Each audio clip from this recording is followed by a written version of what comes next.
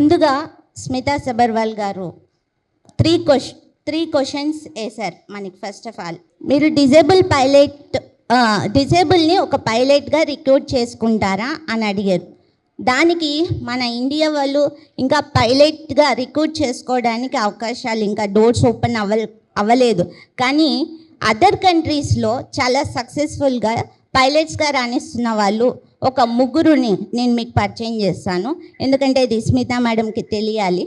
ముందుగా ఒకరు వచ్చేసి మన యుఎస్లో వచ్చేసి 2 చేతులు లేవు ఆమెకి, కానీ ఆమె కాళ్ళతో పైలట్గా రాణిస్తున్నారు, కాళ్ళతో ఎయిర్లైన్స్ నడుపుతూ. అది కూడా ఆమె 2008 నుంచి కూడా పైలట్గా తను రాణిస్తూ ఉన్నారు.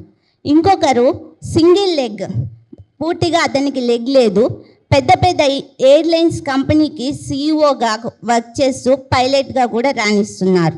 కేవలం 14 ఏళ్ళ వయసులో ఇంకొక అబ్బాయి పైలట్గా తను లైసెన్స్ తీసుకున్నాడు.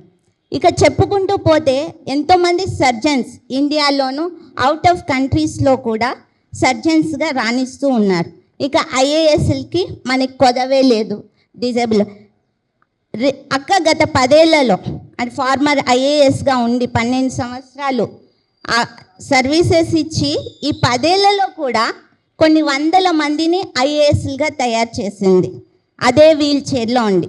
మీరు క్యాపబిలిటీస్ గురించి మాట్లాడుతున్నారు, మరి క్యాపబిలిటీస్లోనే మనం చూసుకున్నాం.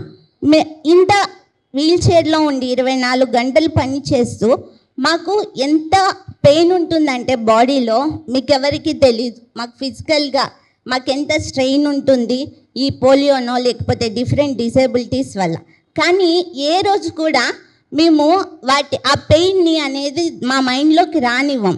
మేము ఏదో ఒకటి సాధించాలి, నలుగురికి ఆదర్శంగా ఉండాలి, మేము ఇలా ఉన్నామని ఎవరు కూడా మమ్మల్ని ఆ దృష్టితో చూడకూడదు అని చెప్పేసి మేము ఎన్నో విజయాలు సాధిస్తున్నాం.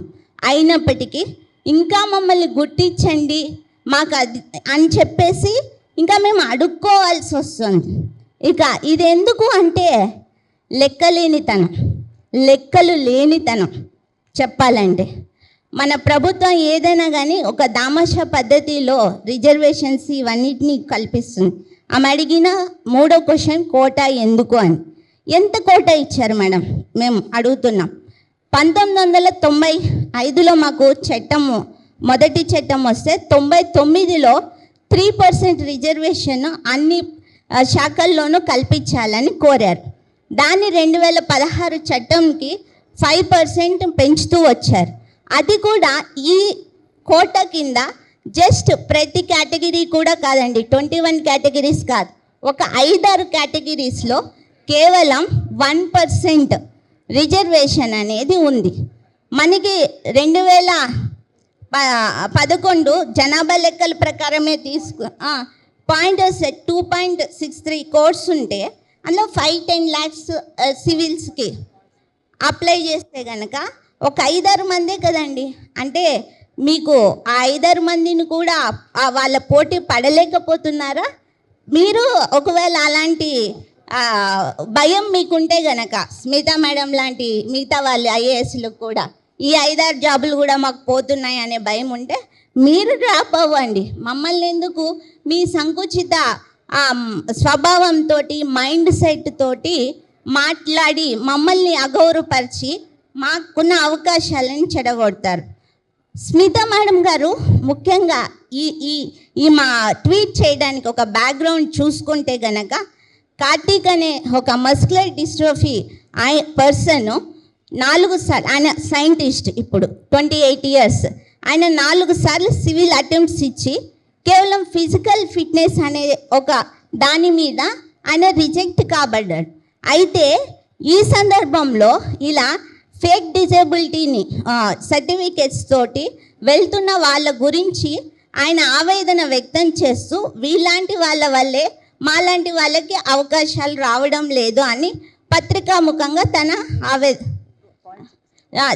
ఆవేదన వ్యక్తం చేస్తే దాన్ని ఉద్దేశిస్తూ ఈమె ఫిజికల్ ఫిట్నెస్ ఖచ్చితంగా కావాల్సిందే ఐఏఎస్ ఐపీఎస్ లాంటి జాబులకి అని ఈమె ట్వీట్ చేశారు. మీరు ఫిజికల్ ఫిట్నెస్ అనేది మాకు ఈ కోట ఇచ్చి 25 years అయ్యింది. ఏది అత్యున్నత న్యాయస్థానం సుప్రీంకోర్టు.